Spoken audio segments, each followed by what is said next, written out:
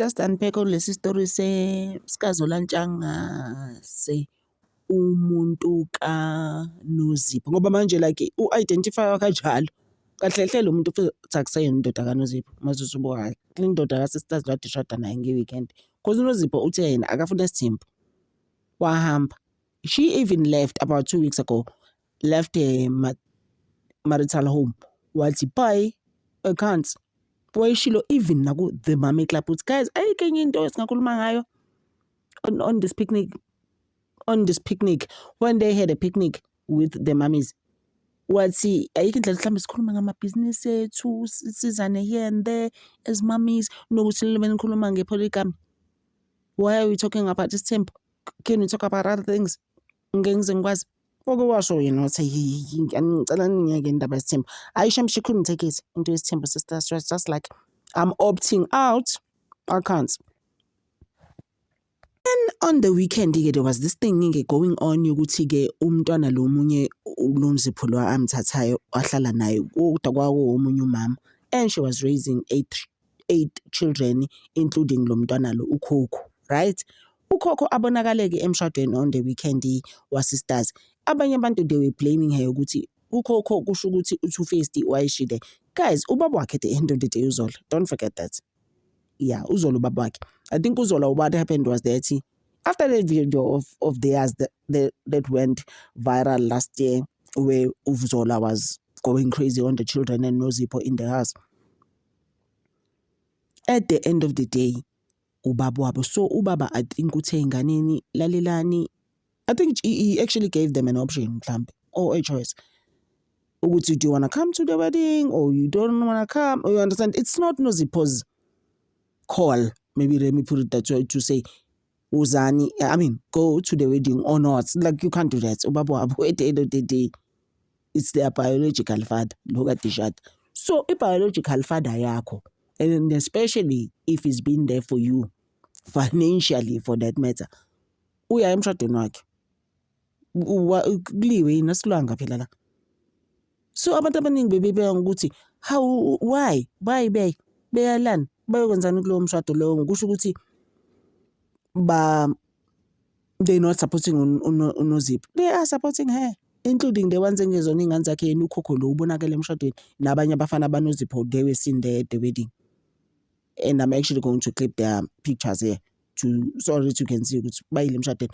I just feel like sometimes thina siyathanda ukwenza izinto ukuze kweqele. Awuzwa ngeke ngithi sometimes even as YouTubers we mustn't get too involved kakhulu in dynamics zama families that we are reporting about here on YouTube because aswazi ama dynamics ama family abantu. And mina ngibona right lento ukuthi ingane zaNozipho zile emshadweni kababa wazo. This is their dad. And ungakhohlwa uZola has been in their lives. Just kubukeke sengathi in their video that they had last year. uZola nayo siyabajikela in but he's been there. Khona ngisho ingane kaNozipho that's in the US in the university. Ikhokhelwa ngani leyo ngane? Uyibuze lo mbuzo Khokho uZola. So let's look at things like that and be like, okay, yeah, so judge again from the outside, although we're not sure about the dynamics, but uyayibona ukuthi ibeka kanjani manje. Angifuni ukuba involved kule nto mina guys because I just feel ukuthi you know what? Hayi ukuthi sesibukisa ngoNozipho or uyayibona leyo nto le. We must look at it not from the outside and be like, "Hayi but ingane zakho uZola. They have to attend the wedding." And we've seen this thing. Yaye ingane zi-attenda i-wedding kababa wazo eshiyiwe umama kwenzeka kangaki guys. Uyibona leyo nto and life goes on guys and uNozipho is gonna be fine in the long run ngoba uNozipho is just not sitting, although she said it before ukuthi hey yazi ngabe ngaziyela eZambia ngayozenzela i-medicine ngalihlangana noZola and then we sashada sathola ingane. Angiboni ukuthi ublame uZola kanjalo but I feel ukuthi uNozipho as a person right now u2025 she's doing fine for herself. She has a children's clothing brand, right, that's going on for her. She also has a YouTube channel.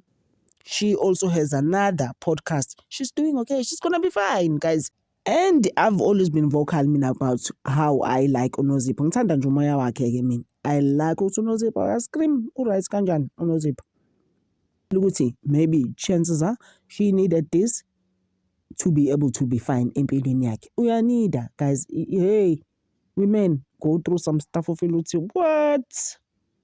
Ifeeling la. So ke sime lapho ngendaba kaNozipho noZola Ntshangase, but uZola Ntshangase did mention in his speech ukuthi hi me and you masibani we went through a lot and wangibekezelela wabonga nomndeni wasisters. Sisters naye deserve happiness guys. Yeah, angifeel ukuthi usisters angiboni ukuthi washela uZola. Thina sometimes we don't look at those things.